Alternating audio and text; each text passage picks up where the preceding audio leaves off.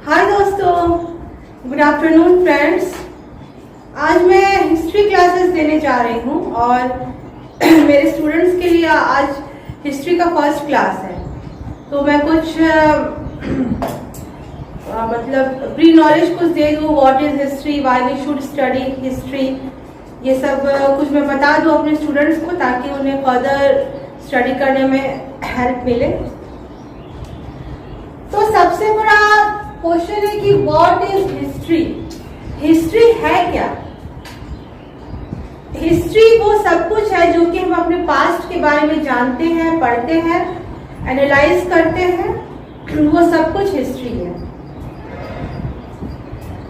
History word इस दो word से बना है, हिज स्टोरी मीन्स हिज किसके लिए है? The story of man.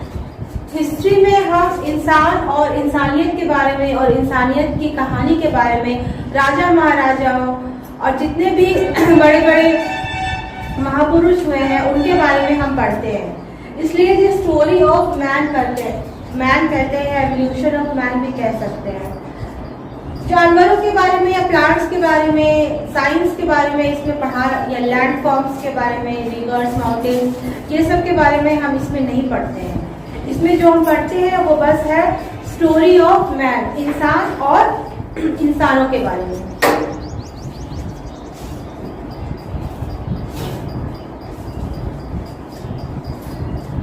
History पढ़ने के लिए हमें बहुत चीजों की मदद लेनी पड़ती है हिस्ट्री के बारे में जानने के लिए, क्योंकि अब जो बीत चुका है तो उसे तो हमने अपने आंखों से नहीं देखा है, लेकिन फिर हम पता कैसे करते हैं कि कौन सा राजा हुआ होगा या उसके शासनकाल में क्या क्या बातें हुई होंगी। तो वो हम इंस्क्रिप्शंस और मैन्युस्क्रिप्ट्स के थ्रू पढ़ते हैं। तो इंस्क्रिप्शंस क्या होता है? बहुत कुछ है कि टेम्पल्स के मतलब कि दीवारों पर लिखा हुआ रहता है, या फिर फ्लोर पर कहीं कहीं लिखा हुआ रहता है, बिल्डिंग्स पर लिखा हुआ रहता है, तो उसको इंस्क्रिप्शंस कहते हैं। और जो कुछ भी हैंड के द्वारा बुक्स में लिखा रहता है उसको मैन्युस्क्रिप्ट्स बोलते हैं। खास करके जो हैंड रिटन बुक्स होते हैं उन्हें मैन्युस्क्रिप्ट्स बोलते हैं। तो इन सब चीजों के द्वारा हम हिस्ट्री को पढ़ते हैं।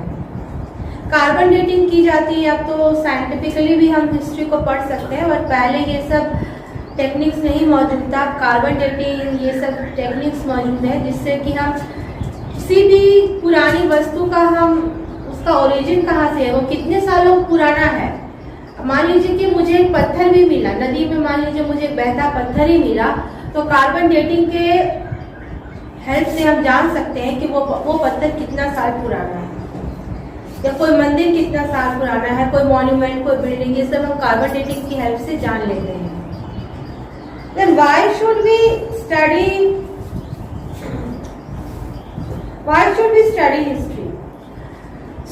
history?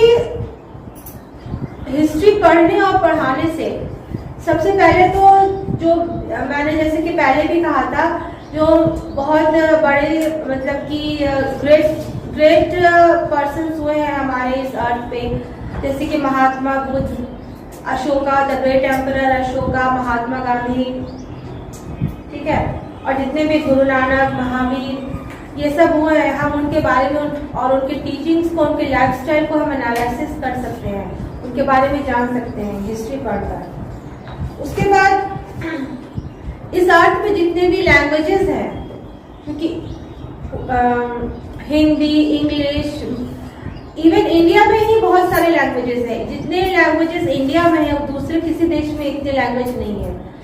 इंडिया में ही मराठी, कोंकणी, पंजाबी, हरियाणवी, बहुत सारे लैंग्वेजेस हैं, तमिल। और इंडिया से अगर हम बाहर निकलते हैं तो यूरोपियन लैंग्वेजेस बहुत है, रोमन यूरोपियन लैंग्वेज है, ब्रिटिश इंग्लिश, अमेरिकन इंग्लिश।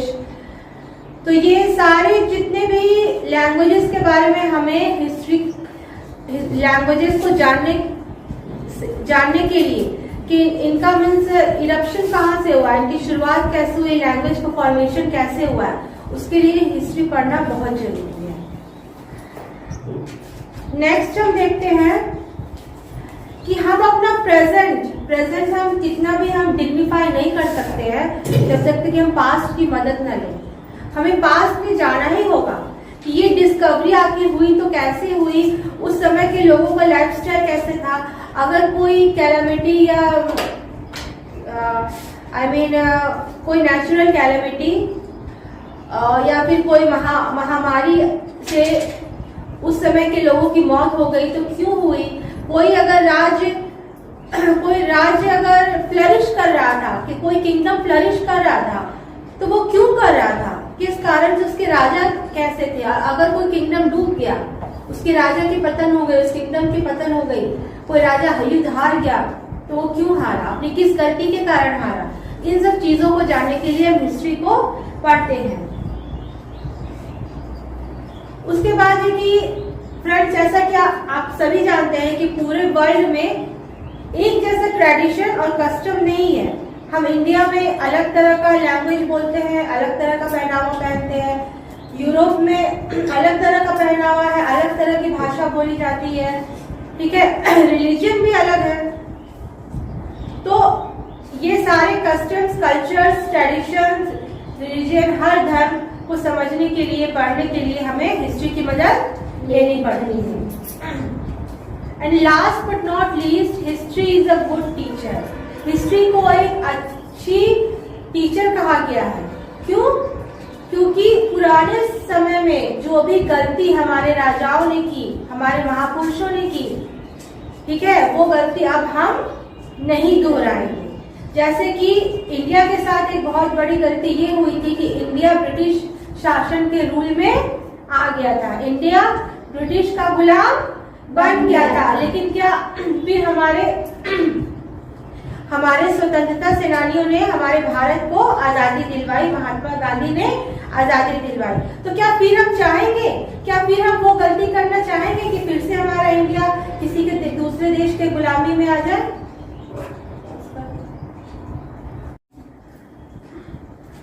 तो चलिए हम अपने हिस्ट्री क्लास की स्टार्ट करते हैं। अभी तक तो मैंने ये बताया कि हिस्ट्री पढ़ना और पढ़ाना क्यों जरूरी है। आई होप कि आप लोगों को समझ आ गया होगा। So let's get started. अब हम पढ़ेंगे कि what is pre history and what is history and what is the difference between both of them. तो ऐसी हिस्ट्री जिसके बारे में, ऐसे टाइम के बारे में जिसके बारे में कि हमारे पास कुछ भी रिटन एविडेंसेस मौजूद नहीं है।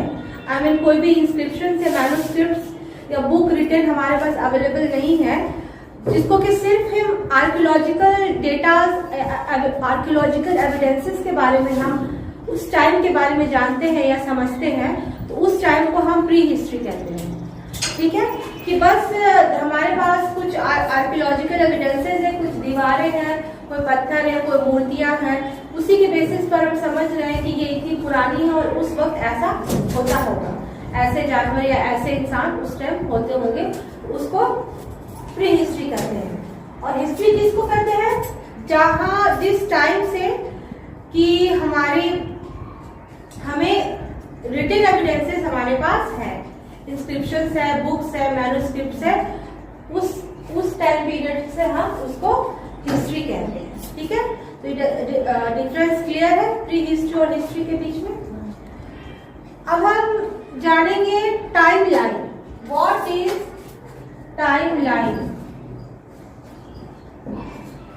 टाइम लाइन, अब देखिए फ्रेंड्स, हमारी जो पृथ्वी है ना, ये तो बहुत पुरानी है, हजारों साल, पता नहीं चल करीबन 7000 साल से भी पुरानी है हमारी पृथ्वी। तो अब हमें खुद भी डेफिनेटली नहीं पता है कि हमारी पृथ्वी कितनी पुरानी है, तो हम आगे शुरुआत हम करें तो करें कहाँ से? समझ में आ रहा है कि शुरुआत हम करें तो करें कहाँ से? कहाँ से हम गिनती शुरुआत करें अपनी पृथ्वी की? कि पृथ्वी की शुरुआत इस साल से हुई होगी, कोई कह सकता है? साइंटिस्ट भी अनुमान लगा के बस बोलते हैं कि 7000 वर्ष पुरानी है। तो ऐसे भी सिचुएशन में हिस्ट्री को पढ़ने के लिए और पढ़ाने के लिए बहुत ही डिफिकल्टी महसूस होती है।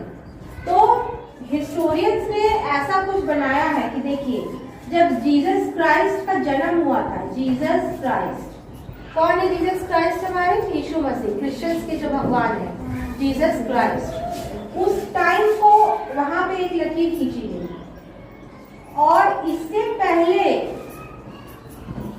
पहले के वर्षों को बोला गया बिफोर क्राइस्ट। क्या बोला गया? Before Christ. मान लो कि मैं अगर ऐसे कुछ बता रही हूं कि 15 BC, इसका मतलब क्या है कि यीशु मसीह के जन्म के पहले 15 साल पहले की बात में कहानी में कह रही हूँ। 15 BC का क्या मतलब है? गुड, कि यीशु मसीह के जन्म से बिफोर क्राइस्ट की 15 साल पहले। अगर 1 है तो 1, अगर 1 BC है जिसका मतलब है कि यीशु मसीह के जन्म से 1 साल पहले, ठीक है। 2 मतलब 2 साल पहले। अगर 15 BC है तो इसका भी वही अर्थ है। अगर यहाँ पे 50 BC भी लिखा हुआ है तो इसका मतलब कि 50 साल पहले की बात है। और इसके पहले के पीरियड को BC कहते हैं, और इसके बाद के पीरियड को कहते हैं AD मीन्स एना डोमिनी। क्या कहते हैं? एना डोमिनी। और इसमें भी फिर वैसे ही चलता है। मान लो मैं बोलूं कि 75 AD, इसका क्या मतलब है कि ईश्वर से जन्म के 75 साल बाद का समय। अब आपको समझ में आ